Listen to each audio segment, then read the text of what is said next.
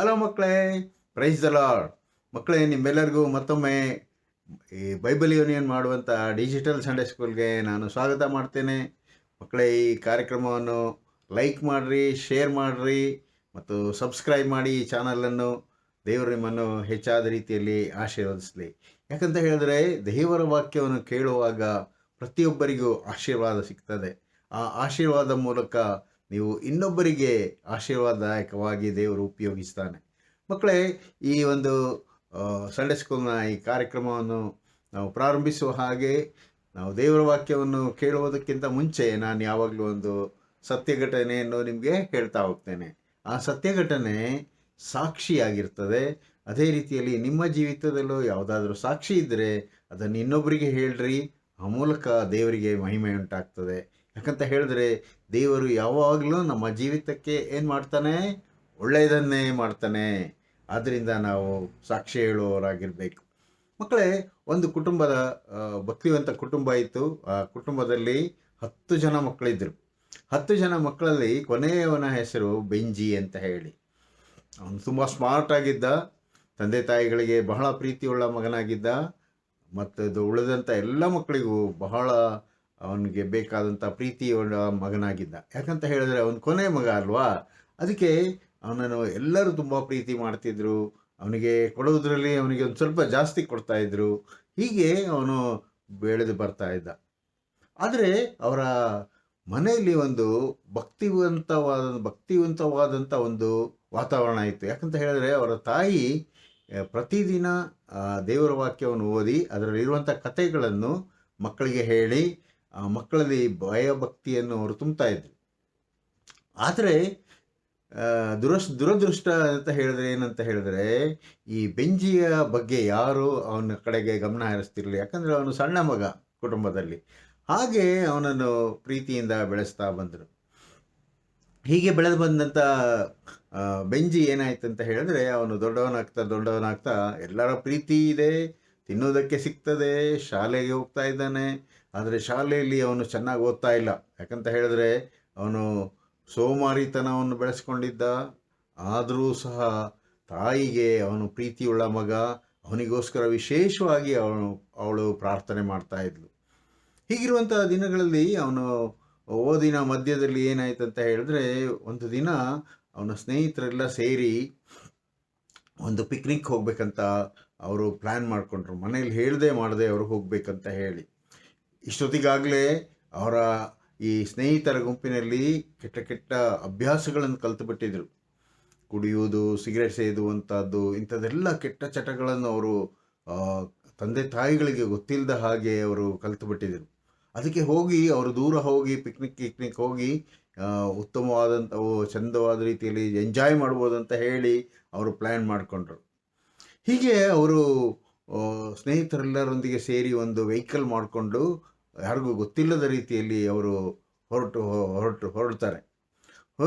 ಹೋಗುವಾಗ ಏನಾಯ್ತು ಅಂತ ಹೇಳಿದ್ರೆ, ನೋಡಿ, ತಂದೆ ತಾಯಿಗಳಿಗೆ ಅವಿಧೇಯರಾದ ಮಕ್ಕಳಿಗೆ ಶಿಕ್ಷೆ ಇದೆ ಅಂತ ಹೇಳ್ತಾರಲ್ಲ ಮಕ್ಕಳೇ, ಅದು ನಾವು ಭಾಳ ಜ್ಞಾಪಕದಲ್ಲಿ ಇಟ್ಕೊಳ್ಬೇಕಾದಂಥ ವಿಷಯ.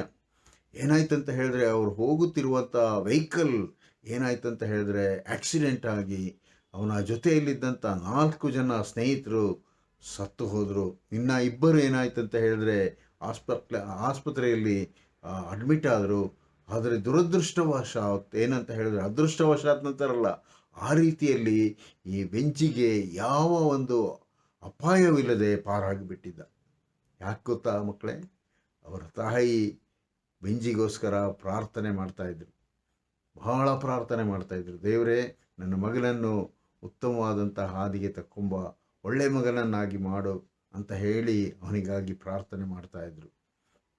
ಇಷ್ಟರ ಮಧ್ಯದಲ್ಲಿ ಆ ಆಕ್ಸಿಡೆಂಟಲ್ಲಿ ತನ್ನ ಸ್ನೇಹಿತರನ್ನು ಕಳ್ಕೊಂಡಂಥ ಆ ಬೆಂಚಿ ಬಹಳ ಗಾಬರಿಗೊಂಡ.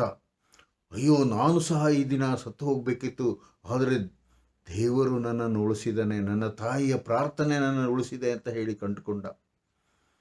ಆತನಿಗೆ ಭಯದಲ್ಲಿ ನಡುಕ್ತಾ ಇದ್ದಾನೆ. ಯಾಕಂತ ಹೇಳಿದ್ರೆ, ಆತನ ಸ್ನೇಹಿತರೆಲ್ಲರಿಗೂ ಈ ರೀತಿ ಆಗಿದೆ, ಆದರೆ ತನಗೆ ಮಾತ್ರ ಒಬ್ಬನಿಗೆ ಏನೂ ಆಗದೆ ದೇವರು ಕಾಪಾಡಿದ್ದಾನೆ ಅಂತ ಹೇಳಿ ಆತನಿಗೆ ರಿಯಲೈಸ್ ಆಯಿತು. ಆತನೇನು ಮಾಡ್ತಾನೆ ಅಂತ ಹೇಳಿದ್ರೆ, ದೇವರ ಭಯ, ಅವನಿಗೆ ಭಯದಲ್ಲಿ ದೇವರ ಮುಂದೆ ತನ್ನ ತಪ್ಪೆಲ್ಲವನ್ನು ಒಪ್ಪಿಕೊಳ್ತಾನೆ. ಆನಂತರ ತಾಯಿಯ ಬಳಿಗೆ ಬಂದು, ಅಮ್ಮ, ನೀನು ಮಾಡಿದಂಥ ಪ್ರಾರ್ಥನೆಗೆ ನನ್ನ ಪ್ರಾಣ ಉಳಿತಮ್ಮ ಅಂತ ಹೇಳಿಬಿಟ್ಟು ಅಳುತ್ತಾ ಆತನ ಏನು ಮಾಡ್ತಾನೆ, ತಾಯಿಯನ್ನು ಅಪ್ಪಿಕೊಳ್ತಾನೆ. ಮಕ್ಕಳೇ, ನಾವು ಸಹ ಅಷ್ಟೇ ತಪ್ಪು ಮಾಡುವಾಗ ಎಚ್ಚರಿಕೆಯಿಂದಿರಬೇಕು. ಒಂದು ವೇಳೆ ಶಿಕ್ಷೆ ನಮ್ಮ ಮೇಲೆ ಬರುವುದಾದರೆ ನಾವು ಶಿಕ್ಷೆಗೊಳಗಾಗ್ತೇವೆ. ಆದರೆ ನಮ್ಮ ಮನೆಯಲ್ಲಿ ನಮಗೋಸ್ಕರ ಪ್ರಾರ್ಥನೆ ಮಾಡುವಂಥವರಿದ್ದಾರೆ.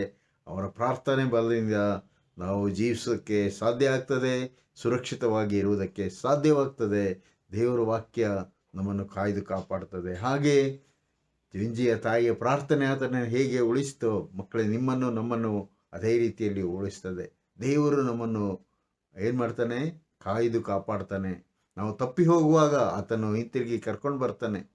ಈ ದಿನ ಸಹ ಅಷ್ಟೇ ಯೇಸು ಸ್ವಾಮಿ ಹೇಳಿದಂಥ ಸಾಮ್ಯದಲ್ಲಿ, ಮಕ್ಕಳೇ, ಕಳೆದು ಹೋದಂಥ ಕುರಿಯನ್ನು ಹೇಗೆ ಕುರುಬನ ಹುಡ್ಕೊಂಡು ಬರ್ತಾನೋ, ಆ ಕುರುಬನ ಹುಡ್ಕೊಂಡು ಬಂದಾಗ ಅದು ಯಾವ ರೀತಿಯಾಗಿ ಹುಡ್ಕೊಂಡು ಬಂದರೆ ಅದು ಹೇಗೆ ಸಂತೋಷ ಪಡ್ತಾನೋ, ಅದೇ ರೀತಿಯಲ್ಲಿ ಒಬ್ಬ ಪಾಪಿ ದೇವರ ಕಡೆಗೆ ತಿರುಗಿಕೊಳ್ಳುವಾಗ ಏನಾಗ್ತದೆ, ಪರಲೋಕದಲ್ಲಿ ಸಂತೋಷ ಉಂಟಾಗ್ತದೆ ಅಂತ ಹೇಳಲ್ಪಟ್ಟಿದೆ. ಅದನ್ನು ನಾವು ಇದನ್ನು ಕೇಳಕ್ಕೆ ಹೋಗೋಣ. ದೇವರು ನಿಮ್ಮನ್ನು ಆಶೀರ್ವದಿಸಲಿ. ಆಮೇಲೆ 15ನೇ ಅಧ್ಯಾಯ 1-7 ವಚನಗಳಲ್ಲಿ ಹೀಗೆ ಬರೆಯಲ್ಪಟ್ಟಿದೆ. ಯೇಸು ಸ್ವಾಮಿಯವರ ಉಪದೇಶವನ್ನು ಕೇಳಬೇಕೆಂದು ಎಲ್ಲ ಸುಂಕದವರು ಪಾಪಿಗಳು ಆತನ ಬಳಿಗೆ ಬರುತ್ತಾ ಇರಲು ಫರಿಸಾಯರು ಶಾಸ್ತ್ರಿಗಳು, ಇವನು ಪಾಪಿಗಳನ್ನು ಸೇರಿಸಿಕೊಂಡು ಅವರ ಜೊತೆಯಲ್ಲಿ ಊಟ ಮಾಡುತ್ತಾನೆ ಎಂದು ಹೇಳಿಕೊಂಡು ಅವರು ಗುಣಗುಟ್ಟುತ್ತಾ ಇದ್ದರು. ಆಗ ಯೇಸು ಸ್ವಾಮಿಯವರು ಅವರಿಗೆ ಒಂದು ಸಾಮ್ಯವನ್ನು ಹೇಳಿದರು. ಅದು ಏನೆಂದರೆ, ನಿಮ್ಮೊಳಗೆ ಯಾವ ಮನುಷ್ಯನಿಗಾದರೂ 100 ಕುರಿಗಳು ಇರಲಾಗಿ ಅವುಗಳಲ್ಲಿ ಒಂದು ಕಳೆದು ಹೋದರೆ ಅವನು ಏನು ಮಾಡುತ್ತಾನೆ? 99 ಕುರಿಗಳನ್ನು ಅಡವಿಯಲ್ಲಿ ಬಿಟ್ಟು ಕಳೆದು ಹೋದ ಒಂದನ್ನು ಹುಡುಕುತ್ತಾ ಹೋಗುತ್ತಾನೆ. ಹುಡುಕುತ್ತಾ ಹೋದಾಗ ಆ ಕುರಿಮರಿಯು ಸಿಕ್ಕಿದಾಗ ಅವನು ಆ ಕುರಿಮರಿಯನ್ನು ತನ್ನ ಹೆಗಲಿನ ಮೇಲೆ ಹಾಕಿಕೊಂಡು ಹಿಂತಿರುಗಿ ಬರುತ್ತಾನೆ. ಆತನಿಗೆ ಎಲ್ಲಿಲ್ಲದ ಸಂತೋಷ ಉಂಟಾಗುತ್ತದೆ. ಆತನು ಹಿಂತಿರುಗಿ ಬಂದು ತನ್ನ ಸ್ನೇಹಿತರನ್ನು, ನೆರೆಹೊರೆಯವರನ್ನು ಕರೆದು, ನೋಡಿರಿ, ಕಳೆದು ಹೋದ ಕುರಿಯು ಸಿಕ್ಕಿತು, ನನ್ನ ಸಂಗಡ ಸಂತೋಷಿಸಿರಿ ಎಂದು ಹೇಳುತ್ತಾನಲ್ಲವೇ? ಅದರಂತೆ ದೇವರ ಕಡೆಗೆ ತಿರುಗಿಕೊಳ್ಳುವುದಕ್ಕೆ ಅವಶ್ಯವಿಲ್ಲದ 99 ಮಂದಿ ನೀತಿವಂತರಿಗಿಂತ ದೇವರ ಕಡೆಗೆ ತಿರುಗಿಕೊಳ್ಳುವ ಒಬ್ಬ ಪಾಪಿಯ ವಿಷಯದಲ್ಲಿ ಪರಲೋಕದಲ್ಲಿ ಸಂತೋಷ ಉಂಟಾಗುವುದೆಂದು ನಿಮಗೆ ಹೇಳುತ್ತೇನೆ ಅಂದನು. ಪ್ರಿಯ ಮಕ್ಕಳೇ, ದೇವರ ರಾಜ್ಯದಲ್ಲಿ ಒಬ್ಬ ಪಾಪಿಯು ಸೇರುವುದಾದರೆ ಅದು ಎಷ್ಟೋ ಸಂತೋಷವುಳ್ಳದ್ದು. ಯಾಕೆಂದರೆ ದೇವರ ರಾಜ್ಯದಲ್ಲಿ ಆತನು ಆಶೀರ್ವಾದವನ್ನು ಹೊಂದುತ್ತಾನೆ. ಮಕ್ಕಳೇ, ನೀವು ಸಹ ಆಶೀರ್ವಾದ ಹೊಂದಬೇಕಾದರೆ ನಿಮ್ಮ ಪಾಪಗಳನ್ನು ಒಪ್ಪಿಕೊಂಡು ಅರಿಕೆ ಮಾಡಿರಿ, ದೇವರ ಕಡೆಗೆ ತಿರುಗಿಕೊಳ್ಳಿರಿ. ಪ್ರಾರ್ಥನೆ ಮಾಡೋಣ. ಪ್ರೀತಿಯುಳ್ಳ ನಮ್ಮ ತಂದೆಯ ದೇವರೇ, ನೀವು ಈ ದಿನದಲ್ಲಿ ಕೊಟ್ಟಂಥ ಈ ಸಾಮ್ಯಕ್ಕಾಗಿ ನಿಮಗೆ ಸ್ತೋತ್ರ. ಹೌದು ಸ್ವಾಮಿ, ನಾವು ಒಬ್ಬರಾದರೂ ತಪ್ಪಿ ಹೋಗದ ಹಾಗೆ ನೀವು ನಮ್ಮನ್ನು ಹುಡುಕಿ ನಮ್ಮನ್ನು ರಕ್ಷಿಸಿ ಕಾಯ್ದು ಕಾಪಾಡಿ ನಡೆಸಬೇಕೆಂದು ಬೇಡುತ್ತೇವೆ. ದಿನ ವಾಕ್ಯ ಕೇಳಿದಂಥ ಎಲ್ಲ ಮಕ್ಕಳನ್ನು, ತಂದೆ ತಾಯಿಗಳನ್ನು, ಸಂಡೇ ಸ್ಕೂಲ್ ಟೀಚರ್ ಅವರನ್ನು ಆಶೀರ್ವದಿಸಿರಿ. ಯೇಸುವಿನಲ್ಲಿ ಬೇಡಿದ್ದೇವೆ ತಂದೆಯೇ, ಆಮೇನ್.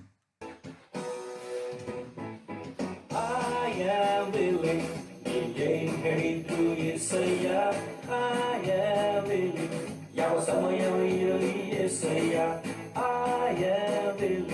ನೀ ಹೇಳುವಲ್ಲಿ ಹೋಗುವೆ, ನನ್ನ ಜೀವಿತ ಎಂದೆಂದು ನಿನಗೆ. ಹೋಗುವೆ ನೀ ಹೇಳಲು, ನಿಲ್ಲುವೆ ನೀ ನಿಲ್ಲಲು, ಚಲಿಸುವೆ ನಿನ್ನಾತ್ಮದೊಂದಿಗೆ, ನನ್ನ ಹೃದಯ ಮನಸ್ಸು ನಿನ್ನದೇ, ನಾನು ನಿನ್ನವ ಎಂದಿಗೂ, ಮಿಂಚುವೆ ಎಲ್ಲೆಲ್ಲಿಯೂ, ನನ್ನ ಜೀವಿತ ಎಂದೆಂದು ನಿನಗೆ. ಹೇಳಿದ್ರು యేసయ్ಯ, ಯಾವ ಸಮಯವಿರಲಿ యేసయ్ಯ, ನೀ ಹೇಳುವಲ್ಲಿ ಹೋಗುವೆ, ನನ್ನ ಜೀವಿತ ಎಂದೆಂದು ನಿನಗೆ.